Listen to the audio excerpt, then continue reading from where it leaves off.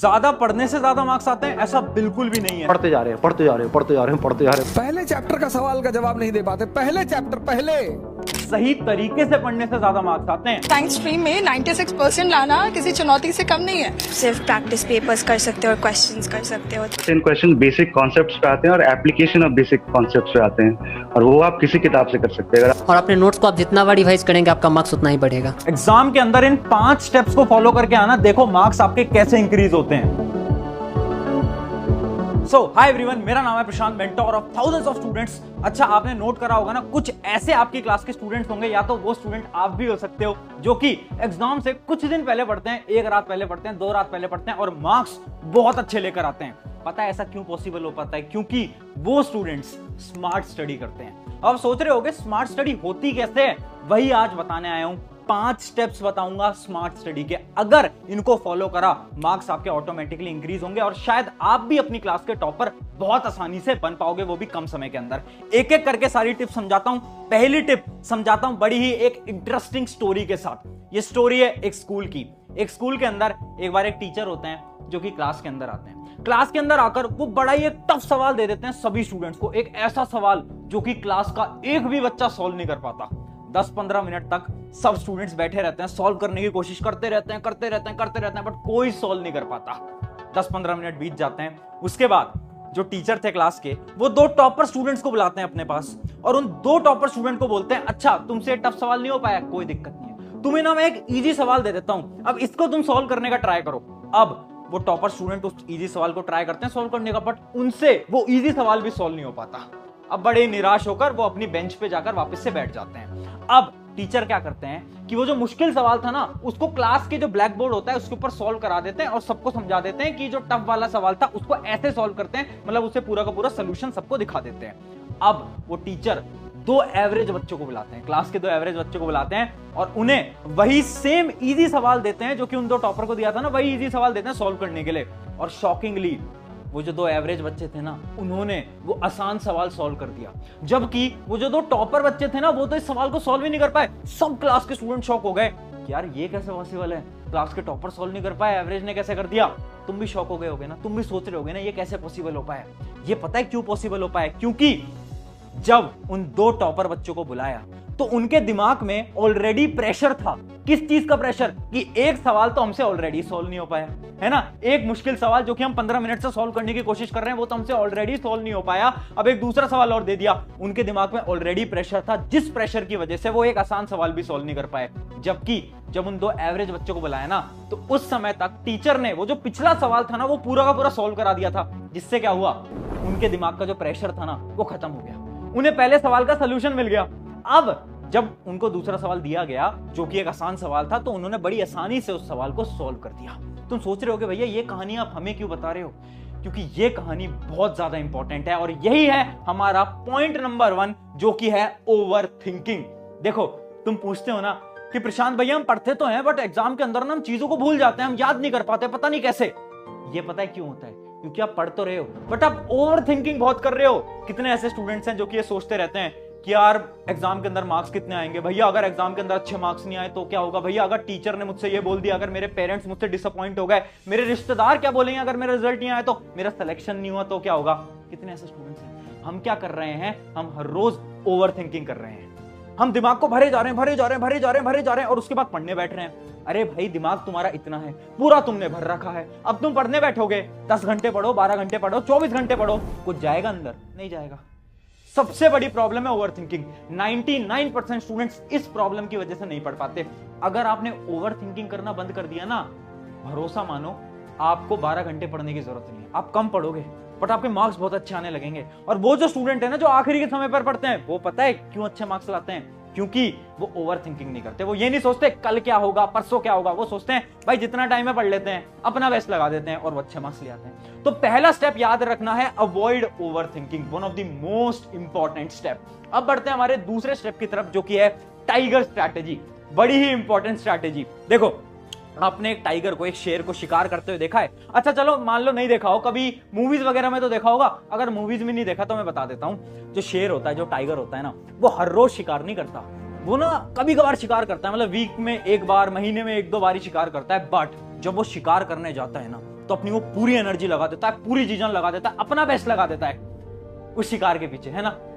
और ये जो आखिरी का समय है ना, एग्जाम का टाइम, इसमें आपको टाइगर की तरह बनना पड़ेगा, आपको शेर की तरह बनना पड़ेगा। अब आप 12 घंटे पढ़ो, 10 घंटे पढ़ो, फर्क नहीं पड़ता, बट आप जितने भी घंटे पढ़ रहे हो ना, उस घंटे में अपना बेस्ट लगा दो। अच्छा, तुमने कितनी बार देखा होगा कि तुम पढ़ रहे हो, तुम्हारा हाथ मोबाइल फोन पे चला गया, तुम पढ़ रहे हो, तुम्हारा अचानक से हुआ कि यार चल पानी पी के आते हैं, घूमने जाते हैं, और फिर तुम बाहर गए अपने रूम से, और फिर तुम 1 घंटे बाद रूम के अंदर आ रहे हो। कितनी बार हुआ ये? होता है ना ये। तो हम पढ़ते तो हैं, बट हम अच्छी तरीके से नहीं पढ़ते। तो अब से आपको क्या फॉलो करना है? Tiger strategy. टाइगर स्ट्रेटेजी ये बोलती है कम पढ़ो, 5 घंटे पढ़ लो, 4 घंटे पढ़ लो, 6 घंटे पढ़ लो, फर्क नहीं पड़ता, बट उस समय पर आपको तपस्या करनी होगी। तपस्या मतलब कि भैया सब कुछ भूलना पड़ेगा। मोबाइल फोन कहां है? दूर रख दो, दूर रख दो, रूम की कुंडी लगा ली, है ना, अपनी किताब कॉपी के साथ बैठ के पढ़ रहे हो, उस समय पर डिस्ट्रैक्शन एकदम 0 करना पड़ेगा। यह है हमारी टेक्निक नंबर 2, जो कि है टाइगर स्ट्रैटेजी। अब बढ़ते हैं हमारी अगली टेक्निक की तरफ, जो कि है टाइम मैनेजमेंट।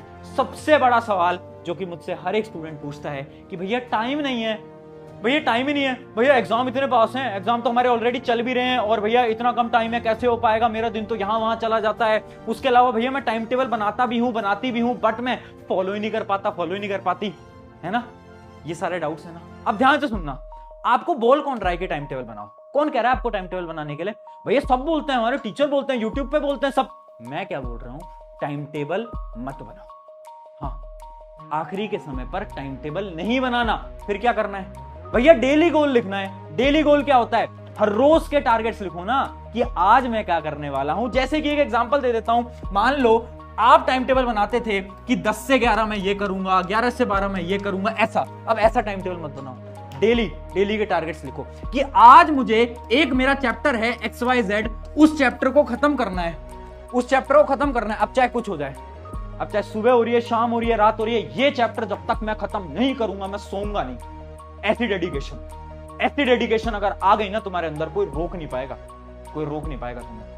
तो डेली टाइम टेबल बनाओ, है ना। ये वाला टाइम टेबल नहीं बोल रहा मैं, ये बोल रहा हूं गोल्स लिखो और उन गोल्स को अचीव करो, बस इतना। अब दूसरा आपका सवाल, भैया गोल्स लिख तो लेते हैं बट भैया अचीव नहीं कर पाते, क्योंकि हमारे पास क्या है ना भैया, हमारे पास टाइम ही नहीं है। अरे दोस्त, किसने बोला तेरे पास टाइम नहीं है? तेरे पास बहुत ज्यादा टाइम है, बट तू देख नहीं पाता। अब आपको क्या करना है ना, अपनी मेंटेलिटी को थोड़ा बहुत चेंज करना पड़ेगा। कैसे? अभी तक आप क्या करते आ रहे थे? अभी तक आप ये सोचते आ रहे थे कि भैया हम ना पढ़ने का टाइम बनाएंगे, है ना, कि भैया हम 2 से 3 पढ़ेंगे, 4 से 5 पढ़ेंगे, पढ़ने का टाइम बनाएंगे। बट अब से आपको क्या करना है? पढ़ने का टाइम मत बनाओ, बाकी चीजों का टाइम बनाओ। मतलब पूरे दिन भर पढ़ाई करनी है, बाकी चीजों का टाइम बनाओ कि भैया सुबह उठेंगे, क्या करेंगे? पढ़ाई करेंगे। अब भैया 8 से 9 ना मुझे नहाने जाना होता है, तो नहाने जाने का टाइम बनाओ, बाहर खेलने का टाइम बनाओ, गेम खेलने का टाइम बनाओ, मोबाइल चलाने का टाइम बनाओ, बट पढ़ने का टाइम मत बनाओ। समझ पा रहे हो हम क्या कर रहे हैं? हमारे दिमाग की जो साइकोलॉजी है उसको घुमा रहे हैं। अभी तक हम पढ़ने का टाइम बना रहे हैं। मैं क्या बोल रहा हूं? पढ़ने का टाइम मत बनाओ, बाकी चीजों का टाइम बनाओ। जब तुम बाकी चीजों को फिक्स कर दोगे ना, क्योंकि होता क्या है ना, हम बाकी चीजों का टाइम ही नहीं बनाते, हम ब्रेक ले लेते हैं और फिर ब्रेक तो हमारा चलता रहता है 1-2 घंटे। टाइम बनाओ, 1 घंटे मोबाइल चलाऊंगा, 2 घंटे बाहर खेलूंगा, 3 घंटे यहां पर लगाऊंगा, बाकी टाइम में क्या करना है? पढ़ाई करनी है। ठीक है, ये हमारी टाइम मैनेजमेंट स्ट्रैटेजी। ये थी हमारी टेक्निक नंबर 3। अब है हमारी technique number 4, quality greater than quantity. बहुत ज्यादा इंपॉर्टेंट, सबसे बड़ी मिस्टेक, सबसे बड़ी मूर्खता जो कि बच्चे करते हैं। पता क्या है सबसे बड़ी मिस्टेक? कि हम ना सब कुछ पढ़ने की कोशिश करते हैं, हमें लगता है ये ब्रेन है, ये तो कोई मशीन है ना, सब कुछ घुसा लेंगे। अरे भैया 1 रात पहले पढ़ेंगे, क्या क्या पढ़ेंगे भैया? सब पढ़ेंगे, है ना भैया। भैया यूट्यूब पे 1 शॉट भी देखेंगे, भैया नोट्स भी पढ़ेंगे, भैया ये भी करेंगे, वो भी करेंगे। जब पढ़ने बैठते हैं तो पढ़ने की कोशिश तो सब करते हैं, बट दिमाग के अंदर भरता जाता है और दिमाग पूरा का पूरा, और अगले दिन सुबह एग्जाम में जा रहे हो, याद ही नहीं आ पा रहा। याद कैसे आएगा? सब कुछ तो भर रखा है, कैसे लिख पाओगे? तो करना क्या है, इमेजिन करो आपके एग्जाम के अंदर आ रहे हैं 10 चैप्टर। मैं क्या बोल रहा हूं, 10 चैप्टर मत पढ़ो, पूरे चैप्टर मत पढ़ो, 8 चैप्टर पढ़ लो, 8 चैप्टर पढ़ लो। बट ये जो 8 चैप्टर है ना, उनको ऐसे करके जाओ कि अगर एक भी सवाल आ जाए एग्जाम के अंदर तो बोल दो कि भैया आता है मेरे को। ठीक है, तो सब कुछ मत पढ़ो, बट जितना पढ़ो उसको ऐसे पढ़ो ना कि भैया याद रहना चाहिए, रिवाइज करो उसको बार बार। Revision is important. ठीक है, तो ये होता है हमारा क्या, quality is greater than quantity. और मैंने तो बहुत सारे बच्चों को देखा है, अपना समय कहां लगाएंगे? नोट्स बना रहे हैं। अरे भाई आखिरी के समय पर नोट्स क्यों बना रहे हो तुम? आखिरी के समय पर नोट्स बना रहे हैं, अपने 2-2 घंटे बैठ के नोट्स बना रहे हैं। आखिरी के समय पर नोट्स नहीं बनाए जाते, ऐसी गलती मत करना। ठीक है, अगला और सबसे इंपॉर्टेंट पॉइंट, आखिरी पॉइंट जो कि है मेक योर वाई क्लियर। इसको मैं एक छोटे से स्टोरी और एक एग्जांपल के साथ समझाता हूं। इमेजिन करो दो बिल्डिंग हैं, ये है हमारी बिल्डिंग नंबर 1 जिसको मैं B1 बोल रहा हूं, और ये है हमारी बिल्डिंग नंबर 2 जिसको मैं B2 बोल रहा हूं। ठीक है, आप हो यहां पर, ठीक है, और बिल्डिंग 2 के अंदर अचानक से आग लग जाती है। क्या आप अपनी बिल्डिंग को क्रॉस करके अब बिल्डिंग 2 के अंदर जाओगे? भैया ये कैसा सवाल पूछ रहे हो? ऑब्वियसली बात है हम नहीं जाएंगे, हम बेवकूफ थोड़ी ना, मूर्ख थोड़ी ना, हम आग लगी हुई बिल्डिंग में जाएंगे। चलो मैं तुम्हें 10 लाख रुपए देता हूं, जाओगे? भैया नहीं यार, 10 लाख रुपए हमारी जिंदगी से इंपॉर्टेंट थोड़ी है। चलो मैं तुम्हें 20 लाख रुपए देता हूं, जाओगे? नहीं भैया, जिंदगी इंपॉर्टेंट है ना। अब ध्यान से सुनना, इमेजिन करो बिल्डिंग 2 के अंदर तुम्हारे कोई रिलेटिव्स हैं, तुम्हारे रिश्तेदार हैं, या फिर तुम्हारे पेरेंट्स हैं, है ना, तुम्हारे मम्मी पापा हैं। अब क्या करोगे? भैया अब तो जाएंगे। अब क्या मुझे तुम्हें पैसे देने की जरूरत है यहां पर जाने के लिए? नहीं, तुम बिना पैसे के जाओगे। क्यों? क्योंकि तुम्हें इस बिल्डिंग 2 में से अपने मम्मी पापा को बचा कर लाना है। हाँ है ना, हाँ है ना। इस केस के अंदर क्या हुआ, पहले आप इस बिल्डिंग में नहीं जा रहे थे, बट जब मैंने आपका वाई क्लियर किया, जब मैंने आपको एक रीजन दिया, जैसे आपको रीजन मिला आपने बोला अब तो जाना पड़ेगा, है ना। सिमिलरली पढ़ाई के अंदर आपको क्या करना है, अपने वाई को क्लियर करना है। हम पढ़ क्यों नहीं पाते? क्योंकि हमारा वाई क्लियर नहीं है। कितने स्टूडेंट से सवाल पूछते हैं कि भैया मन नहीं हो रहा। मन इसलिए नहीं हो रहा क्योंकि तुम्हारा वाई क्लियर नहीं है। 95 लानी है भैया, IIT के अंदर जाना है भैया, नीट के अंदर जाना है। मैं सवाल पूछूं क्यों? वो नहीं पता भैया, बस लाना है। क्यों? अरे वाई तो क्लियर कर ले दोस्त। जब तक वाई क्लियर नहीं होगा तब तक कैसे हो पाएगा? ठीक है, और क्या है तुम्हारा वाई? आज सोचो और इस वीडियो के अंदर कमेंट करो।